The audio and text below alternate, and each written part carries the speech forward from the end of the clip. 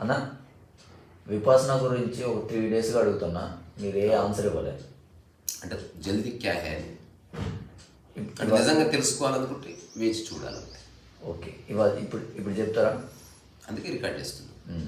తద్వారా ఇంకా జీవితంలో నన్ను అడగొద్దు. ఓకే, నీకున్న ప్రతి సందేహం అడుగు, Done. నేను నా సమగ్రతలో నుంచి జవాబిస్తా. ఓకే, విపాసనలో అంటే విపాసన గురించి ఒకసారి చెప్పండి. అసలు నువ్వు చేయాలనుకుంటున్నావా, తెలుసుకోవాలనుకుంటున్నావా? తెలుసుకోవాలనుకుంటున్నా. తెలుసుకున్న తర్వాత దాన్ని బట్టి నేను చేస్తాను. అది నాకు అనుకూలంగా ఉంది. పోనీ చేస్తే తెలియదా? తెలుస్తుంది. మరి చేయాల్సి ఉంది నువ్వు. అంటే మీరు ఇక్కడుండి కూడా అక్కడ విపాసన సెంటర్కి వెళ్ళి తెలుసుకోవాల్సిన అవసరం లేదన్నారు. ఇప్పుడు నేను ఆ మాట అనకపోతే బాగుండే యాక్చువల్లీ. అన్న కాబట్టి ఇక్కడుండి కూడా విపස්සన ఎట్లా అర్థం చేసుకోవచ్చు అనే దానికి చర్చ ఓపెన్ జరిగింది, బాగుంది. సో విపස්සన అన్నది ఇప్పుడున్న అన్ని ఆధ్యాత్మిక ధ్యాన పద్ధతుల్లోకి more scientific, okay, more close to truth, less philosophic, less poetic and less logical, more direct. So అందుకని ఒకవేళ నేను ధ్యాన పద్ధతిని ఏదన్నా ఒకవేళ చెప్పొచ్చు అంటే విపස්සన అన్నట్టు.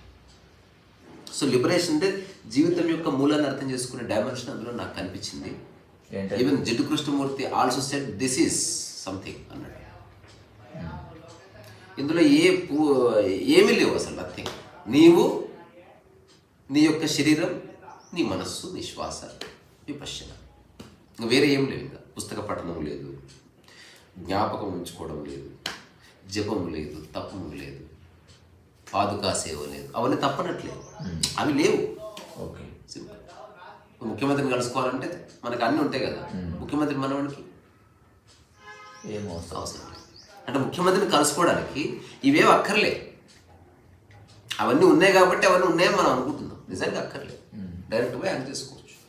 అంటే ఇప్పుడు మెయిన్ అందులో అసలు ఏం అక్కడికే వస్తున్నాం. సో విపశ్యనాలో ఏముంది, అసలు విపశ్యన చేయాలా వద్దా, విపశ్యన ఎవరు చేయాలి, ఎందుకోసం చేయాలి అనే దానికంటే ముందు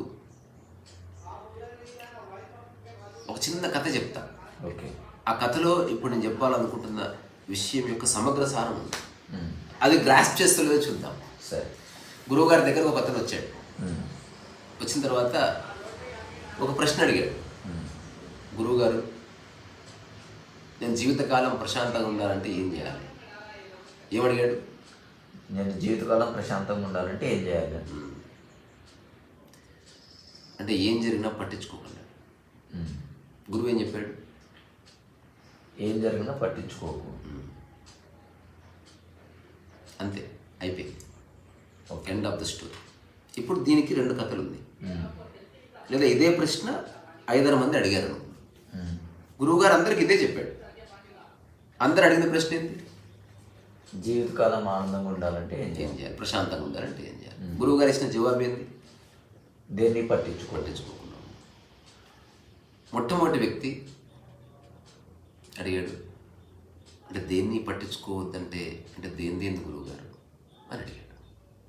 అక్కడతో ఫిలాసఫీ స్టార్ట్. సరే, దేని అన్నావు కాబట్టి ప్రాపంచిక విషయాన్ని పట్టించుకో.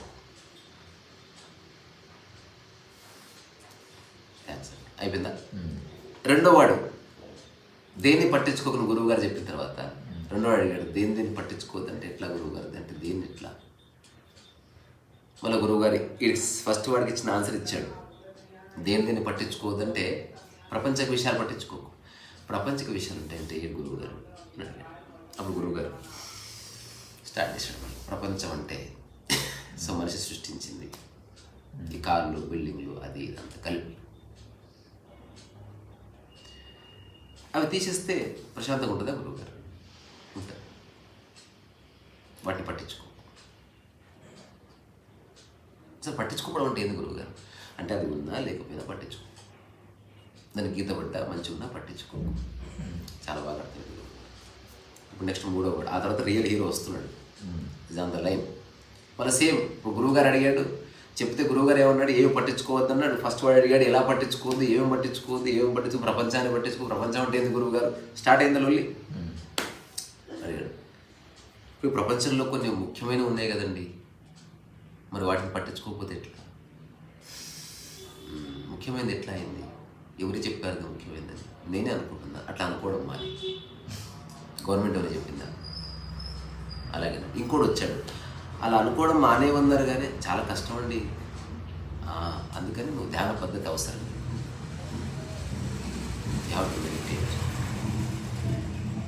ఇదంతా వచ్చింది కదా, ఇదంతా ప్రపంచంలో జరుగుతుంది. ఇంత అక్కర్లే. ఇప్పుడు రియల్ పర్సన్ వచ్చాడు భూపాల్. ఓకే, ఏమడిగాడు? నేను జీవితాంతం ప్రశాంతంగా ఉండాలంటే ఏం చేయాలి? గురువుగారు ఏం చెప్పాడు? దేన్ని పట్టించుకోవద్దు. అదంతా గురువుగారు చెప్పిన తర్వాత ఇట్లా కూర్చోండి గూగుల్.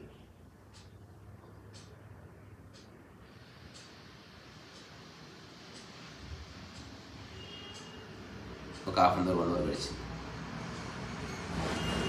ఎవరో పిలుస్తున్నారు, భోజనాల సమయం ఏంది ఏదో చెప్తున్నారు. అందరూ వెళ్ళిపోయారు.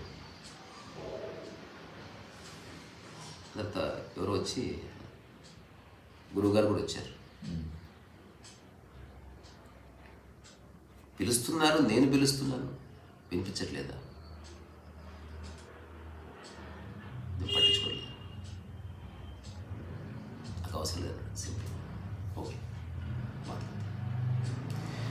అట్లాంటి వాడికి విపశ్యన నిమిషం. సాధన చేసి తెలుసుకోవాల్సిన అవసరం లేదు. ఇప్పుడు విపశ్యనాలో ఏం జరుగుతుంది? ఇందుకు కూర్చోబెడతారు, tip of the nose, meditate, నీ శ్వాసను గమనించు, శ్వాస నిశ్వాసలు వస్తున్నాయని పాలి లాంగ్వేజ్లో బుద్ధుడు అని చెప్తారు సంగట్టుకో సంబంధం అనేది చెప్తారు. అట్లా అది మనకు సంబంధం లేదు. అది ఇప్పుడు అతను అన్నాడు కదా, నేను పట్టించుకోనని. లాస్ట్లో అతను పిలుస్తున్న భోజనానికి ఇవ్వడానికి, అలాంటి వాటిని కూడా పట్టించుకోకపోతే తనకు అవసరమైతే పట్టించుకుంటాడు, సింపుల్. కనీసం రెస్పాండ్ ఇవ్వాలి కదా. అవసరం లేదు. ఇప్పుడు మీరే ఉన్నారు, ఏదైనా నీకు తెలుస్తుంది, అవసరం అనిపిస్తే చెయ్యి, లేకపోతే లేదు. ఇంకా ఆ క్లారిటీ వచ్చేసింది, ఇంకా అయిపోయింది. పట్టించుకోండి, రెస్పాండ్ కాకపోయినా మీరు, నేనేమనుకోను, నాకు అవసరమైతే నేను పిలుచుకుంటాను. ఏమి నిజంగా నా అవసరమైతే నీ కాళ్ళు పట్టుకుని బ్రతిమాలి, నేను కొబ్బరి నీళ్ళు తాగనా?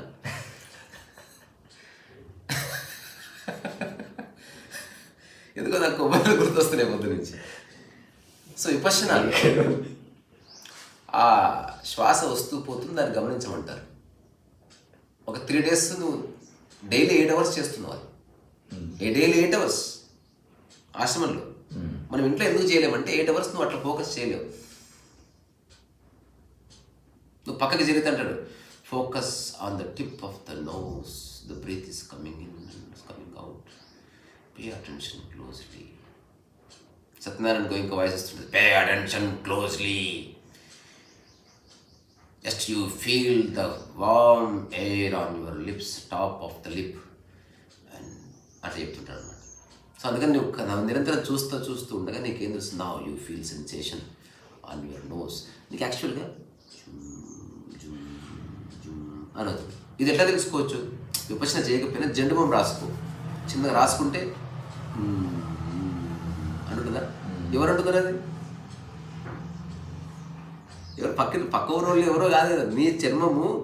నీ చర్మంలో ఉన్న అణువులు పరమాణు ఒకటి అమ్మా అమ్మా అమ్మో అంటే ఒక్కొక్కటి ఇండిపెండెంట్గా ఇండివిజువల్ అంటున్నాయి. అట్లా మనం ఎక్కువ నొప్పిలేస్తే ఎక్కువ ఎందుకు అరుస్తుంటే ఒక్కొక్క అణువు ఎక్కువ అరుస్తుంది.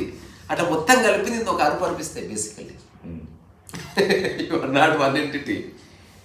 ఈ సమస్త చరాచర సృష్టిలో ఎంత ఉందో ప్రాణకోటి అంత ఉంది నీ శరీరంలో. అన్ని అణువులు, అన్ని పరమాణువులు. ఎవరో చెప్తారు, నీ శరీరంలో ఉన్న ఈ కంట్లో ఉన్న నరాలతో సహా అన్నిటిని ఒక స్ట్రేట్గా లాగితే భూమిని ఒక చుట్టు వచ్చి తెలుసా నీకు? It's a fact. నువ్వు ఒక మిస్టరీకి జన్మనిస్తున్నావు ప్రతిరోజు. గుండె ఎక్కడుంది? ఆ గుండు కింద అసలు బొచ్చు లేదే లేదు. ఎక్కడి నుంచి వెళ్తుంది ఆ బొచ్చు? ఆశ్చర్యం. అసలు కందుగుడ్డు లోపల ఆ కనురెప్ప చూడు అసలు ఎట్లుంది. అసలు ఎంత ఎక్స్ట్రాడినరీ కమ్యూనికేషన్ ఉంది. కొన్ని వేల సార్లు ఇట్లా వస్తున్నా కూడా ఏది అరుగుతలేదు. ఇట్లా అంటూనే ఉంది అది ఈ క్షణం కూడా.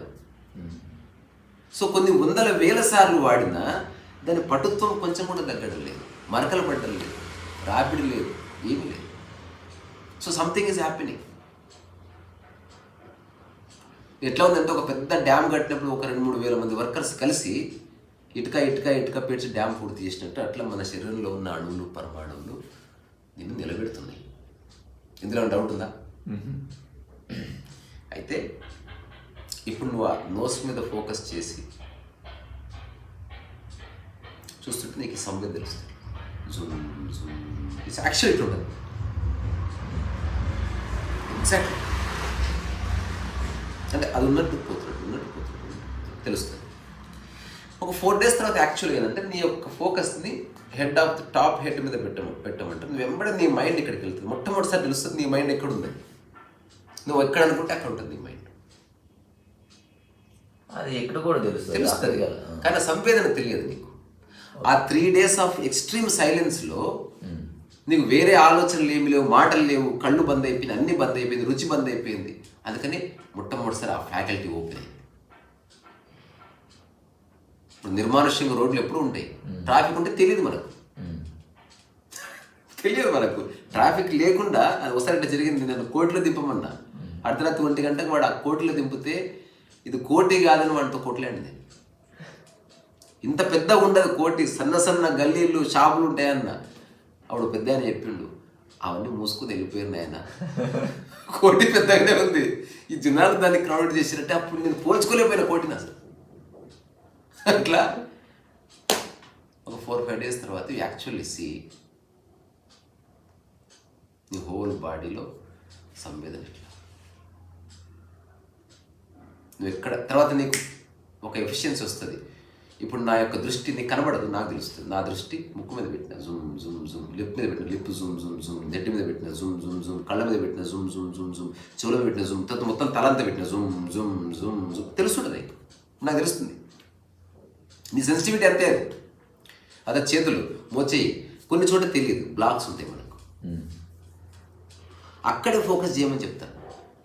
ఎక్కడైతే నీకు సంవేదన తెలియదో నీ మైండ్ అక్కడ పెట్టు, చూడు, విట్నెస్. నువ్వు అక్కడే చూస్తున్నావు అంటే నీ మైండ్ చూస్తున్నావు, కళ్ళు క్లోజ్ ఉన్నాయి. ఆశ్చర్యం, సంవేదన స్టార్ట్ అయింది. అంటే నీ సెన్సిటివిటీ పెరిగింది, సంవేదన అన్ని చోట్ల ఉంది. ఇప్పుడు after 5 days of incessant meditation తర్వాత ఒక మిరాకిల్ జరుగుతుంది. ఇది ఎలా ఉంటుంది, నేను దానికి ఒక ఎగ్జాంపుల్ ఇచ్చిన, అనుభవపూర్వకంగా, ఊహించి కాదు. ఇక్కడ ఊహ ఉందా?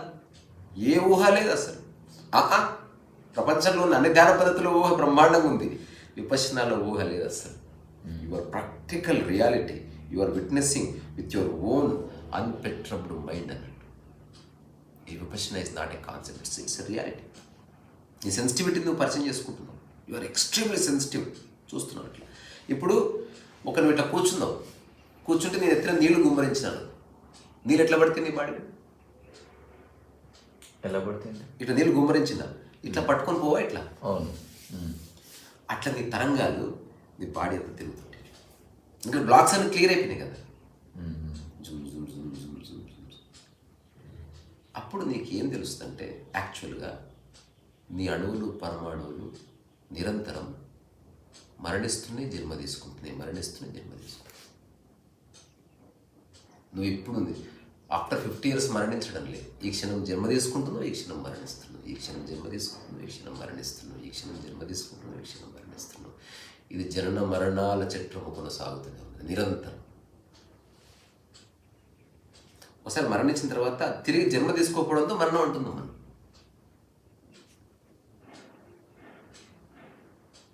తెలుసు. ఇప్పుడు ఇక్కడ విపశ్యన ఎండ్ అయిపోతుంది యాక్చువల్లీ.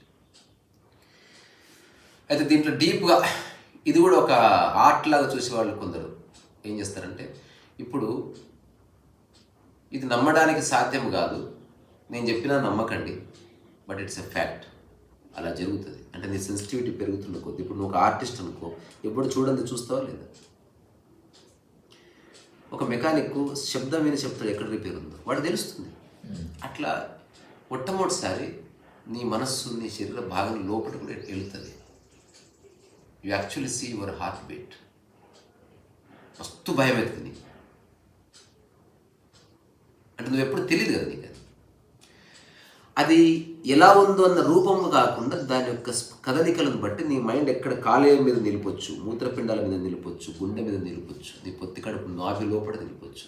నేను నా ఎడమ కన్ను లోపలికి తీసుకుపోయి మైండ్ నుంచి అక్కడి నుంచి చూసిన కన్ను.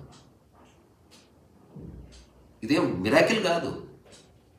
ఇట్లా చూసిన, ఇట్లా కూడా చూస్తున్నా, అట్లా చూసినాను ఇమాజిన్ చేసుకో కాదు. అదే చెప్తాను, ఇందులో ఇమాజినేషన్ లేదు. చూడడం అంటే నీకు కన్ను చూస్తలేవు, లోపల దిక్కు కూడా సంవేదనలు ఉన్నాయని చూస్తావు. సంవేదనలకు మయం నీవంతా. You are not. సంవేదన అంటే సెన్సిటివిటీ, వచ్చిన తరంగాల మయం. సో అన్ని చోట్ల తరంగాలే ఉన్నాయి. ఏ అవయవానికి అవయవము, అన్ని అవయవాల మధ్యన ఒక సంతులనము, అట్లా తరంగాలు ఒక ఆట ఆడుకుంటుంది. ఇక్కడ అయిపోయింది విపశ్యన. ఇంతకుముందు చెప్పిన కథ ఉంది కదా, అంతా ఇంపర్మనెంట్ అని తెలుసుకున్న తర్వాత కూడా, అంటే ఏది అశాశ్వతమో దానితో నువ్వు అటాచ్మెంట్ వద్దని తెలుసుకుంటే సరిపోతుంది. అక్కడితో అయిపోయింది. ఇప్పుడు ఎగ్జాక్ట్గా విపశ్యన నుంచి బయటకు వచ్చినప్పుడు నేను మా రంగా వస్తుండగా అది నడుచుకుంటూ వస్తున్నాడు. మాతో పాటు ఇంకొక వ్యక్తి నడుచుకుంటూ వచ్చాడు. ఆశ్రమంలో 10 రోజులు ఉన్నాడు అతను కూడా. ఆ లాస్ట్ డే మాట్లాడుకుంటారంతా, అతిగా మాట్లాడిస్తారు. అంటే ఏదో కోల్పోయినట్టు 10 రోజులు మాట్లాడుకోలేదు, అతిగా మాట్లాడుకుంటారు, గొప్ప రెస్పెక్ట్ ఇచ్చుకుంటారు, ఏదో జరుగుతుంది పిచ్చంతా. నేను సైలెంట్గానే ఉన్నా. ఆ తర్వాత ఎవరెవరు నెంబర్స్ ఎక్స్చేంజ్, ఎవరికి ఏ నెంబర్ ఇవ్వలేదు. ఆ తర్వాత నేను రంగా వచ్చేసినాం. వస్తుంటే సార్ నేను కూడా ఇట్లా అక్కడి నుంచి బస్సు ఎక్కి వెళ్తారా సార్, అట్లా ఆల్మోస్ట్ ఒక 1/2 కిలోమీటర్ పైగా నడిచిన తర్వాత అతను అన్నాడు హఠాత్తుగా, సార్ నేను బైక్ మీద వచ్చిన సార్, నా బైక్ వారి పరిగెత్తిండు. విపశ్యన అర్థమైతే నడుచుకుంటూ పోయేవాడు. ఎందుకంటే నువ్వు ఆల్రెడీ నడవబట్టి 40 మినిట్స్ అయింది. ఇంకొక 1/2 గంట నువ్వు స్లోగా పోయినా పర్వాలేదు. నీ థాట్ అట్లా ఉరికేలా చేస్తుంది. నీ థాట్ నేను చంపేస్తుంది. నీ థాట్ నీకు గౌరవాన్ని ఇచ్చినట్టు చేస్తుంది. నీ థాట్ నీకు గర్వాన్ని ఇస్తుంది. నీ థాట్ నీకు కూడా ప్రశాంతత ఇస్తుంది. ఒక్కోసారి అంతా ఫేకి. ఒక్కడి చోట నిజమైన ప్రశాంతత ఉంది. ఏది శాశ్వతం? ఇది పలాయనవాదంగా సత్యం. ఇది so truth. After 50 or 100 years మనందరి ఫోటోలు గోడకు ఉండబోతున్నాయి. నువ్వు ఒప్పుకో. అందుకే నేను 3 ఫోటోలు అలా రెడీ చేసి పెట్టుకున్నా. అంటే అప్పుడు ఉంటుందని చెప్పేసి ఇప్పుడు నెగ్లెక్ట్ ఏమి కాదు, దాని నెక్స్ట్ స్టెప్కే వస్తున్నా. దీన్ని సరిగ్గా అర్థం చేసుకోకపోతే నువ్వు జీవితంలో పిచ్చికి చచ్చిపోతావు, ఏం చేయాలో తెలియక. సో ఏది శాశ్వతము కాదు కనుక ప్రకృతి యొక్క మూలతత్వం ఏమిటి? నిరంతర పని, కర్తారహిత పని. అది నీ పని అన్నట్టు. నువ్వు ఏదో ఒకప్పుడు పెయింటింగ్ ఉంది, ఇక డబ్బు రాకపోని, ప్రజలు నచ్చకపోని దాంట్లో దిగింగా నువ్వు ఏం చేయాలనుకున్నావు, నువ్వు ఏం చెప్పాలనుకున్నావు, నువ్వు ఏ కథ అల్లాలనుకున్నావు, మొత్తం ఆ రంగులతో ఒక ఆటాడు. అది తప్ప నీ దగ్గర వేరే సబ్జెక్ట్ లేదు. అన్ని చోట్ల అదే చూస్తున్నావు. ఏ ఊరికి పోయినా పెయింటింగ్ వేస్తున్నావు. ఆకాశంలో అంటే నువ్వు ఎట్లయితే మామిడి చెట్టు ఎటు చూసినా నీకు చింత చెట్టు ఎటు చూసినా చింత పులుపు ఉన్నట్టు, దాంట్లో ఎక్కడ చూసినా సరే ఉప్పు, ఎక్కడ చూసినా ఉప్పు శాతం ఉన్నట్టు, ఆ ఉప్పు ఉన్నట్టు, అట్లా నీలో ఎక్కడ చూసినా, ఇప్పుడు నాలో ఎక్కడ చూసినా ప్రశాంతతనే ఉంటుంది. నేను అసలు తలుచుకోవడాలు, బాధపడ్డాలు లేవు. ఎందుకు? అర్థమైంది నాకు. ఇది నేను ఫిలాసఫీ కాదు. నేను ఫిలాసఫీ చెప్పి ఏం సాధిస్తా? జనాలు పిచ్చోళ్ళు ఎవరైతే నేను చెప్పేది ఫిలాసఫీ అనుకుంటే వాళ్ళకి తెలియదు. వాళ్ళకి ఫిలాసఫీ, నాకు కాదు. Because they had to experience. So Vipassana అంటే జీవితం ఇంపర్మనెంట్ అని తెలుసుకోవడం ఒకటి, ఈ ప్రకృతిలో ఉన్న ప్రతిదీ పుడుతుంది మరణిస్తుందని గుర్తించడం ఒకటి, అందులో నువ్వు భాగం అని తెలుసుకోవడం. సో పుట్టడానికి మరణించడానికి మధ్యన అటాచ్మెంట్ వల్ల ఏ ఉపయోగం లేదని తెలుసుకోవడం.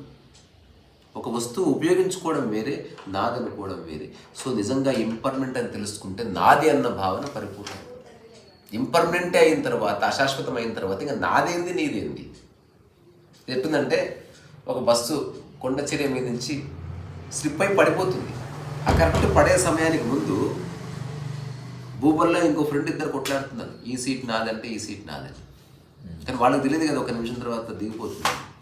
ఇంకా సముద్రంలో అది పడుతున్న తర్వాత, కొండ మీద స్లిప్ అయి పడ్డ తర్వాత ఇంకా సీట్ల గురించి గొడవద్దు. ఎలాగో ఇద్దరు చచ్చిపోతున్నారు, మళ్ళీ సీట్ల గురించి గొడవైంది. ఏదో రాడైతే పట్టుకో, బాత్ ఖతం హో గయా.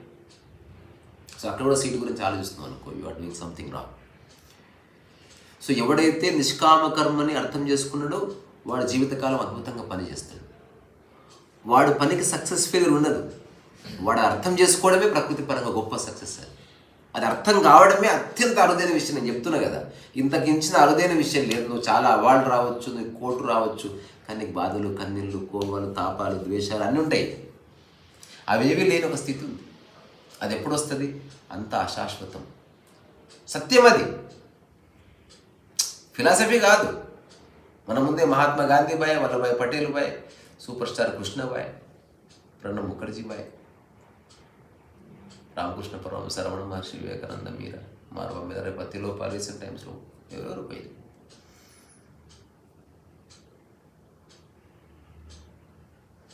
ఇంక బాధ దీనికి వై? ఇక మిగిలింది ఏమిటి? జస్ట్ కర్మ అంతే. ప్రకృతిలో అయితే కర్మ, కర్త లేకుండా కర్మ ఉంది. అంటే చెట్టు పువ్వు ఇస్తూ ఉంటుంది, కాయలు పువ్వు ఇస్తూ ఉంటుంది, నది ప్రవహిస్తుంది. ఏది చూడు, సరిగ్గా చూడు, దేని పనుల్లో అవి మామూలు బిజీ లేవు. అవి అసలు క్షణం క్షణం చెట్టు పెరుగుతూ ఉంటుంది, తను తను చీల్చుకుని కాదా. భూమి తిరుగుతూనే ప్రకృతి తిరుగుతుంది. చూడు ఇట్లా వస్తుంటాడు చందమామ ఇట్లా వస్తుంటాడు. Something is happening. చూడు, మనిషి ఒక్కడే ఆలోచిస్తూ ఉన్నాడు, ఏం చేయాలి, నాకు ఏం చేయాలో తెలుస్తలేదు. వాడికి ఎవడో చెప్పాలి, పిచ్చోడు. ఇది అర్థమైందనుకో, ఇక నీకు నచ్చిన పని చేసుకుంటూ పోతావు. దాని ద్వారా డబ్బు వస్తే ఫైన్, డబ్బు రాకపోతే ఫైన్, పేరు వస్తే ఫైన్, పేరు రాకపోతే ఫైన్. పెద్ద సెలబ్రిటీ అయినా ఫైన్, అతను మొత్తం బీకింది అయినా ఫైన్, తీసి జైలు వేసాడు అయినా ఫైన్, మనిషి ఇష్టపడ్డది అయినా ఫైన్. చాలు ఇలాగ పోతాం, కానీ భయం లేదు. అలాగని మేము పిచ్చి పని చేస్తే రైలు కింద తలకాయ పెడతారు, ఇలాగ పోతామని. సో మొట్టమొదటిసారి ప్రకృతిలో అయితే విపశ్యన ఉంది, దేని పరిధిలో అవి ఉన్నాయి, అవన్నీ ఇంపర్మనెంట్, వాటికి మరణ భయం ఉండదు. ఓన్లీ ఎగ్జిస్టెన్షియల్ లేదా దాన్ని ఏమంటారు, సర్వైవల్ ఇన్స్టింక్ట్ మాత్రమే ఉంటుంది. వాటికి కర్త భావన లేదు, జస్ట్ కర్మ ఉంది. అదే సమాజానికి వచ్చేసరికి ఒక చిన్న పదం యాడ్ అవుతుంది, విపశ్యన కూడా. ఇక్కడ ఓన్లీ నేను కర్త లేకుండా కర్మ చేస్తా అంటే కుదరదు. నాకు కర్త భావన లేదు, కానీ నీ ముద్దులో గుర్తా ఉంటుంది, నాకు కొట్టున్న భావన ఏమి లేదు. You are damaging something. ప్రకృతిలో ఏ ప్రాణి మరొక ప్రాణి డ్యామేజ్ చేయదు. ఎక్కడన్నా ఒక పులిని చూసినావా, కొన్ని కట్టెలు తీసుకుని ఇంటికి తీసుకుపోతా, లేదా కొన్ని పూలు ఇంటికి పట్టుకపోతా. దానికి ఆకలి అయితేనే ప్రకృతిలో వేలు పెడుతుంది అది. అదర్వైజ్ ఇంత కూడా ముట్టుకోదు దీన్ని. అది మనిషి ఒక్కడే దుర్మార్గుడు, దొంగనా కొడుకు, అన్నీ కావాలి వాడికి. వాడు క్రియేట్ చేసుకుందామంటే ఓకే, పోకుండా తీట్లు వేస్తే చెట్టు కూడా తెంపుకుంటూ పోతున్నాడు. ఓ పువ్వు తెంపుతాడు, తెంపుతున్నాడు. ఒక కుక్క కనిపిస్తూ రాయేస్తాడు. వాడి వాడకో దానికి భాష వస్తే అసలు ఎంత బాగుంటుంది అనేది. సో అందుకని మనిషి ఉత్త కర్మ స్థితిలో లేదా కర్తాభావన లేకుండా కర్మ చేస్తూ బతుకుతా అంటే కుదరదు, అనార్కీ వస్తుంది. అప్పుడు మర్డర్ చేయడం కర్మనే. కర్తా శూన్య ధర్మయుక్త కర్మ చేయాలి. అక్కడ ధర్మం వచ్చింది. సనాతన ధర్మం అడిగావు కదా, సనాతన ధర్మం యొక్క ఆవిర్భావం అక్కడ ఉంది. తర్వాత మాట్లాడుకుందాం. ఇది సనాతన ధర్మానికి ఇది ఉపోద్ఘాతం. ఇది కర్మ ప్రకృతిలో ఉంది, కర్తాభావన లేదు. మనిషి కర్తాభావన ఉంది, కర్మ చేస్తున్నాడు, సఫర్ అవుతున్నాడు. యోగి కర్త లేకుండా కర్మ చేస్తున్నాడు. ఒక అజ్ఞాని కూడా కర్త లేకుండా కర్మ చేయొచ్చు. పిచ్చివాడికి కర్తాభావన ఏమి ఉండదు తెలుసా. పిచ్చోడు నేను చేస్తున్నాను వాడికి ఏం తెలియదు, ఉద్దేశం వెళ్ళిపోతున్నాడు. ఒకసారి ఏం తెలుసా, ఒక యానిమేషన్ స్టూడియోలో నేను జాబ్ కోసం ట్రై చేస్తున్నా. మా కజిన్ ఉన్నాడు అడ్వకేట్, అప్పటికి వాడు చదువుతున్నాడు. టైంపాస్ అవుతలేదు, నువ్వు వస్తావు, నేను కూడా వస్తా పారా, అట్లా సినిమాకి ఏదైనా అవుదా అనుకుని బయలుదేరి. జర్నలిస్ట్ కాలనీ అప్పట్లో చాలా ఖాళీ ఉంది ఆ ఏరియా హైదరాబాద్. అసలు చాలా కష్టం అయిపోయింది మేము పోవడం. ఆటోలు లేవు, బస్సులు లేవు. ఆ తర్వాత ఒక 5-6 ఏళ్ళకి కొంచెం ఇవాల్వ్ అయింది సిటీ. పద్మాలయ స్టూడియో పోతే చాలా కష్టమైంది మాకు అసలు. అప్పట్లో ఒక 10-15 స్టూడియోలు అప్పుడప్పుడే యానిమేషన్ స్టూడియోలు ఇవాల్వ్ అవుతున్నాయి. సో ఆ స్టూడియో లోపలికి వెళ్ళాం. వెళ్ళిన తర్వాత బాగుంది సెటప్ అంతా.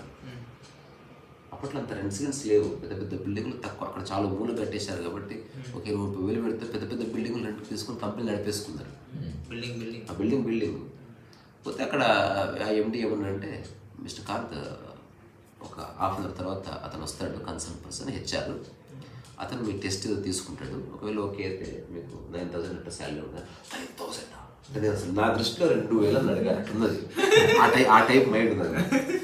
నేను ఫుల్ ఎగ్జైట్మెంట్ ఉందా, ఆడ ఎప్పుడు వస్తాడా, ఎట్లా టెస్ట్ ఇచ్చా అనే లోపు అక్కడ కొబ్బరి బొండా అని కనిపించింది బండి. ఆ కొబ్బరి బొండా అనేది కనిపిస్తే నేను వాడు కొబ్బరి బొండా ఒట్టు అన్నాను. ఇది నీ గురించి చెప్తలేదు, ఇది రియల్గానే కొబ్బరి బొండా. ఇది అనుకోకుండా వచ్చింది టైసన్, ఇది అనుకోకుండా వచ్చింది. నిజంగా కొబ్బరి బొండాల బండి అది. అంటే వీడు కొబ్బరి తెచ్చుకుని నాకు ఏలే అని అనుకుంటున్నాడు. అట్లేం లేదు.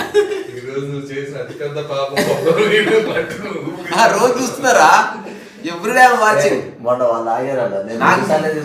నేను ఏదన్నా అందరిని అడుగుతలేదు, చిన్న బఠానీ కానీ ఒకవేళ ప్రత్యేకమైన అందరిని అడుగుతా, బాలు తింటావా టైసన్ తింటా, నేను తీసుకుపోయి మరీ ఇస్తాను. నేను ఎన్నిసార్లు ఇచ్చిండ్రు నీకు అంటే నాకు అటువంటిది ఏముండదు. మరి ఇట్లాంటి చూస్తూ కూడా బండి వేసుకుని పోతున్నాడు, అదొక బాటిల్ వేసుకుంటాడు, ఇట్లా వస్తూ లోన్ పెట్టుకుంటున్నాడు. నాకేం ఆశ లేదు, అడగట్లేదు అని. నన్నే కాదు మిమ్మల్ని అడగట్లేదు, నన్ను వదిలే కొన్ని మైతులు అడగచ్చు. పక్కనుంటే అయ్యడం కాదు. ఇప్పుడు బస్సులో కుర్చీలో ఉంటున్నాడు, ఇట్లా వాడికి ఏదో ఇస్తావు అట్లా అందరినీ అడగపోయి సమత్వం చెప్పుకుంటున్నాడు కదా. సరే ఆస్తి ఎట్లా ఇస్తే కొబ్బరి నీళ్ళు తర్వాత ఈ పాట వింటారా, కొబ్బరి నీళ్ళ జలకాలాడి, ఎన్ని పైసలు అయితే అసలు బక్క అవుతుంది. మనం ఎక్కడ చెప్పుకుంటున్నా నేను వాడు కలిసి ఆ కొబ్బరి తాగుదామని వచ్చినాం. అప్పుడు ఒక వండర్ జరిగింది. ఆ వండర్ ఏంటంటే అక్కడి నుంచి వాడు ఫాస్ట్గా పరిగెత్తుకుంటూ వచ్చింది. ఆ గల్లో తెలుస్తుంది వాడు గాడి అడుచుకుంటూ వస్తున్నాడు. ఆ కొబ్బరి తీసుకునే కత్తి ఉంటుంది కదా, ఆ కొడవలి తీసి ఇట్లా పెట్టిన మాకు. ఇట్లా పెడితే నేను అట్లా ఉరికినా, మా ఓడు 3 పళ్ళు వేసి ఇట్లా ఉరికిండు. ఆశ్చర్యం. ఆ కొబ్బరి బండి ఉంటాడు కదా, వాడి చేతిలో కత్తి గుంజుకుని వాడు కొట్టుకుంటున్నాడు. రండి వాడు ఉత్తగా బెదిరిస్తాడు, పిచ్చాడు, వాడేం సంపడ అంటున్నాడు. ఆ విషయం నీకు తెలుసు, మా తెలియదు.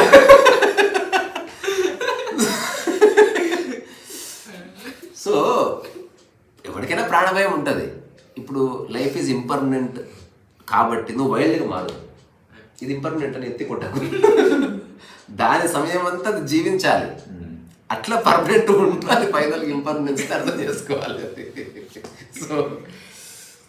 సో ధర్మయుక్త కర్మ అన్నది ఇంపార్టెంట్ ప్రపంచంలో, లేకపోతే అనార్కీ వస్తుంది. ఇప్పుడు ఉదాహరణకి ఆ బంగ్లాదేశ్ ఉందనుకో, ఇప్పుడు ధర్మం పోయింది అక్కడ. అందుకని ఒకరినొకరు చంపుకుంటున్నారు, కొట్టుకుంటున్నారు. ఎవడితో వాడు ఆకలి అయితే లాగేసుకుంటున్నాడు, ఎవరితో బండి అయితే ఇట్లా హ్యాండ్ ఇక్కడ కొట్టి తీసుకుని ధర్మం పీకింది.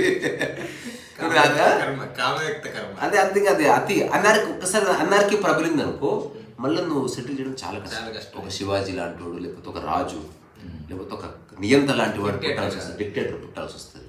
వాడు అవుట్ ఆఫ్ కంపాషన్ వాడు రాళ్ళు వస్తున్నాడు, అది వేరే సంగతి. సో నీకు అర్థమైంది కదా. విపశ్యన యొక్క అంతఃసూత్రం ఒకటే మాట, అశాశ్వతం అని తెలుసుకో. ఎట్లా అని అడిగితే కొంచెం వ్యాఖ్య స్టార్ట్ అవుతుంది. ఇప్పుడు ఈ వస్తువు ఉంది, ఈ వస్తువు శాశ్వతం ఉంటుందా? ఉండదు. ఇది 20 ఏళ్ళకు 30 ఏళ్ళకు ఎండ్ అయిపోతుంది. అందుకని దీంతో అటాచ్మెంట్ పెట్టుకోకు, వాడుకోవాలి కదా. సో అవసరయుక్తంగా వాడుకో, గౌరవంగా వాడుకో. దానికి ఎలాంటి రిపేర్ వచ్చినా చేయించు. కానీ ఎప్పుడైనా ఇది పని చేయదని తెలిసిందనుకో, దాన్ని సగౌరవంగా సాగను, బాధపడకు. అట్లనే ఆ పెన్ను ప్లేస్లో ఒకసారి నీవు ఉంటావు, ఒకసారి నీ భార్య ఉండొచ్చు, మీ అమ్మ ఉండొచ్చు, లేకపోతే దేశాధ్యక్షుడు ఉండొచ్చు, ఎవరున్నా భూమి ఉండొచ్చు. అసలు తెలివైన లాస్ట్ విపశ్యన అయిపోయింది కదా, నీకు అర్థమైందా? సో ఎందుకు ఆశ్రమానికి వెళ్ళవలసి వస్తుందంటే అలాంటి అంబియన్స్ మనకి ఇక్కడ ఉంది. ఇప్పుడు అనుకుంటే నువ్వు ఇక్కడ చేయొచ్చు. అంటే నువ్వు 10 days మాట్లాడకు, అన్ని పనులు అయితే మాట్లాడకపోతే ఎక్కువ పనులు అయితే, చాలా పనులు అయితే మాట్లాడకపోతే. మాట్లాడటం వల్ల మిస్కమ్యూనికేషన్ వస్తుంది. మాట్లాడకపోతే చిన్న పేపర్ అక్కడ రాశారు, వంట వండేది ఎవరు, 6 ఉన్నాం కదా, అయిపోయింది. అసలు ఒక్క చర్చ లేదు చూడ. అసలు ఏం వండుకుందాం అంటే ఒక 2 నిమిషాలు ఎవరు రాశారు, టమాటా పప్పు ఇంత అన్నం అని. కన్ఫ్యూజన్ లేదు, ఎవరు ఎంత తింటారో చిన్న పేపర్ ముందే రాసేసారు. సో సింపుల్ యార్ లివింగ్ అన్నది. అంటే మనమే కాంప్లికేట్ చేసుకుంటున్నాం ఏదో అంతే. అందుకని అది అయిపోయింది.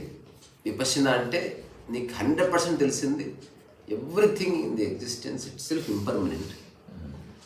దీంట్లో రెండు ఉన్నాయి మళ్ళా. అస్తిత్వంలో జన్మ తీసుకున్న ప్రతిదానికి మరణం ఉంది, కానీ అస్తిత్వం జనన మరణాలకు అతీతం అని చెప్పారు. ఆధ్యాత్మికత మళ్ళీ ఇక్కడికి వస్తుంది. నీ శరీరం మరణిస్తుంది, నీ కాలేయం మరణిస్తుంది, నీ వస్తువు మరణిస్తుంది. వీటన్నిటిని సాక్షిగా చూస్తే ఆ సాక్షి మరణించదని చెప్పారు. శాశ్వతమైన దాన్ని పట్టుకోవాలి కదా, అది సాక్షి. ఎందుకు శాశ్వతమైందంటే దానికి వాళ్ళని ఆధారం ఉంది, అది నీ అనుభవం అయితే తప్ప తెలియదు. ఇప్పుడు నువ్వు హెల్త్ బాగుంటే ఒకలా నడుస్తావు, హెల్త్ బాగాలేకపోతే ఒకలా నడుస్తావు. హెల్త్ బాగుంటే నీ గొంతు ఒకలా ఉంటుంది, హెల్త్ బాగాలేకపోతే ఒకలాగా బాలిసెళ్తావు. తోటకూర కాడకంటే అధ్వానం ఉంటుంది. సాక్షి ఎప్పుడు సేమ్ ఉంటుంది, దానికి ఏం అంటుకోదు. It is always the same.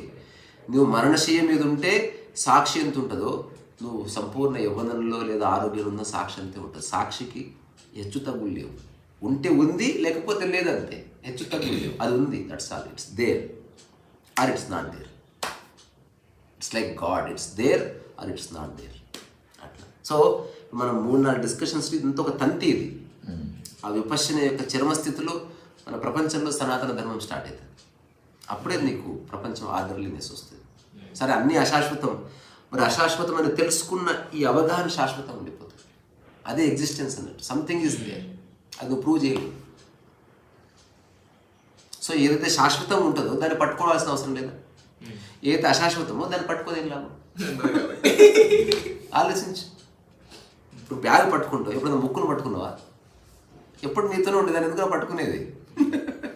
అవసరమే లేదు అసలు. దానికి హాయ్ అని కూడా చెప్పక్కర్లేదు. It is there already, it is there ఉంటుంది. అది రా విపశ్యన. సరే మళ్ళీ